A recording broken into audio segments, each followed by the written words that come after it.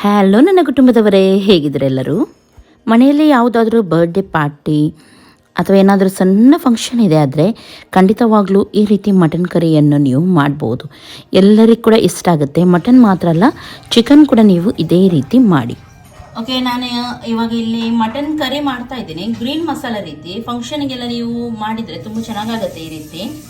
ಈಗ ನಾನು dry masala ತೆಗೆದಿದ್ದೀನಿ. Dry ಮಸಾಲದಲ್ಲಿ ಸ್ವಲ್ಪ ಕ್ಯಾಶ್ಯೂ ನಟ್ ಹಾಗೂ ಇದು ವೈಟ್ ಸೀಸಮೆ, ವೈಟ್ ಎಳ್ಳು ಇದು ಸ್ವಲ್ಪ. ಆಮೇಲೆ ಖಾರಕ್ಕೆ ನಾನಿಲ್ಲಿ ಪೆಪ್ಪರ್ ಸ್ವಲ್ಪ ಜಾಸ್ತಿ ಹಾಕ್ತಾ ಇದ್ದೀನಿ.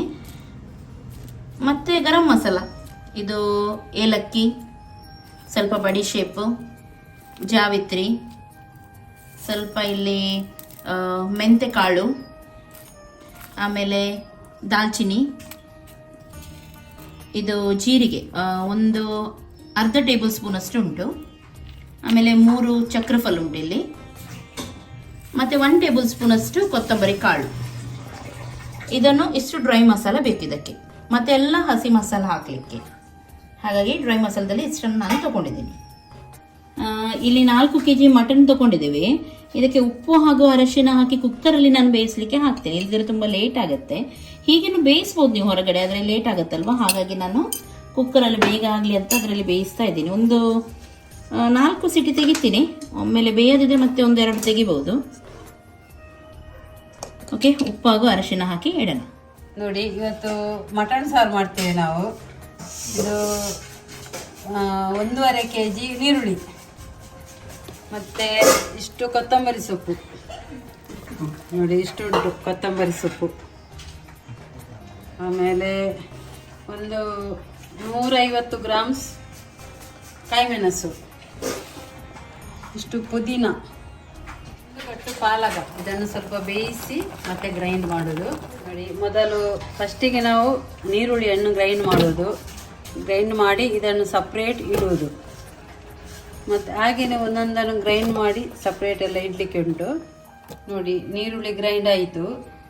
ಇದನ್ನಿನ್ನು ಸಪ್ರೇಟ್ ಇಟ್ಟು, ಮತ್ತು ಇನ್ನು ಮೆಣಸು,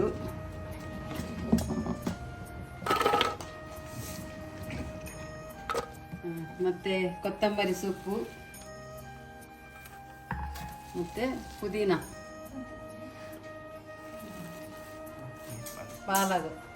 ಪಾಲಕ ಇದು ಸ್ವಲ್ಪ ಬಿಸಿ ಉಂಟು. ಇದು ಇನ್ನೊಂದು ಸಲ ಹಾಕ್ತೇನೆ. ಮತ್ತು ಇದನ್ನು ಒಟ್ಟಿಗೆಲ್ಲ ಹಾಕಿ ಗ್ರೈಂಡ್ ಮಾಡು. ನೋಡಿ, ಇದೆಲ್ಲ ಮಿಕ್ಸ್ ಗ್ರೈಂಡ್ ಆಯಿತು.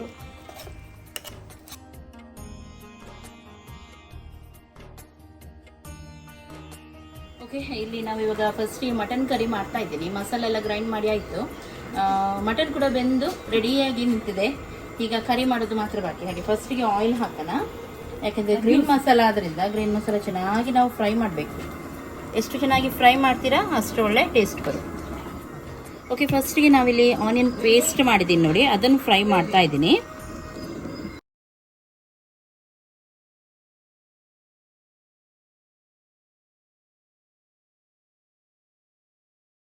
ಫುಲ್ ಇದರ ಕಲರ್ ಚೇಂಜ್ ಆಗೋವರೆಗೂ ನಾವು ಇದನ್ನು ಫ್ರೈ ಮಾಡೋಣ. ಸ್ವಲ್ಪ ಬ್ರೌನ್ ಕಲರ್ ರೀತಿ ಬರುತ್ತೆ ಅಷ್ಟು ತನಕ ಇದನ್ನು ನಾವು ಫ್ರೈ ಮಾಡೋಣ. ಓಕೆ, ಇವಾಗ ಇದಕ್ಕೆ ಜಿಂಜರ್ ಗಾರ್ಲಿಕ್ ಪೇಸ್ಟನ್ನು ಹಾಕೋಣ. ಒಂದು 2-3 ಟೇಬಲ್ ಸ್ಪೂನ್ ಅಷ್ಟು ಹಾಕಿದರೆ ಸಾಕು.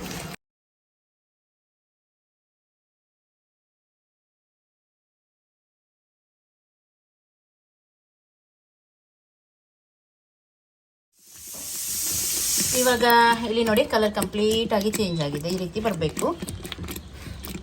ಆಮೇಲೆ ಇವಾಗ ಇದನ್ನು ಹಾಕೋಣ, ಗ್ರೀನ್ ಮಸಾಲ.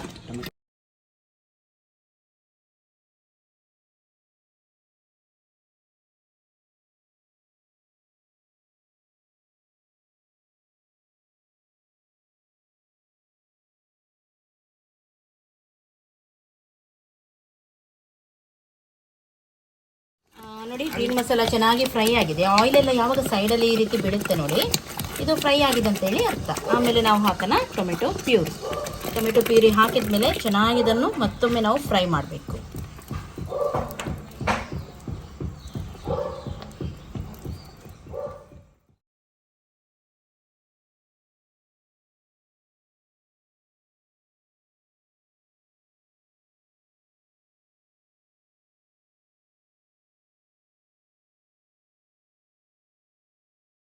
ಮಸಾಲ ನೋಡಿ, ಇವಾಗ ಇಲ್ಲಿ ಕಲರ್ ಚೆನ್ನಾಗಿ ಬಂದಿದೆ ನೋಡ್ಬೋದು. ಈ ರೀತಿ ಕಲರ್ ಬರಬೇಕು ನೋಡಿ. ನೋಡಿ ಈ ರೀತಿ ಕಲರ್ ಬರಬೇಕು.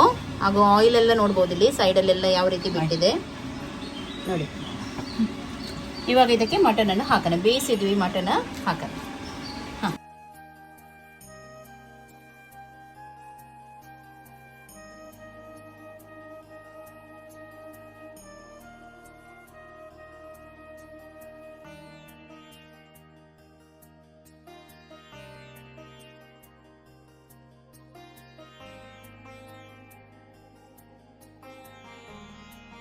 ಓಕೆ, ಸಣ್ಣದಾಗಿ ಒಂದು ಕುದಿ ಬರಲಿ. ಓಕೆ, ಇಲ್ಲಿ ಇವಾಗ ಫ್ರೈಡ್ ಆನಿಯನ್ ಸ್ವಲ್ಪ ಹಾಕ್ತಾ ಇದ್ದೀನಿ. ಇದು ಆಪ್ಷನಲ್, ನಿಮ್ಗೆ ಇಷ್ಟ ಇದ್ರೆ ಹಾಕಿ, ಇಲ್ಲದ್ರೆ ಪರವಾಗಿಲ್ಲ.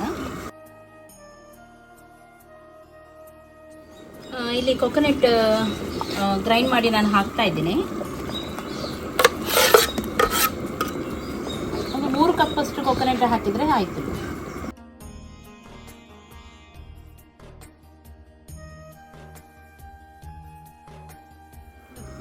ಓಕೆ, ಇವಾಗ ಚೆನ್ನಾಗಿ ಕುದೀತಾ ಉಂಟು. ಇನ್ನು ಗ್ಯಾಸನ್ನು ಆಫ್ ಮಾಡಿದರೆ ರೆಡಿ.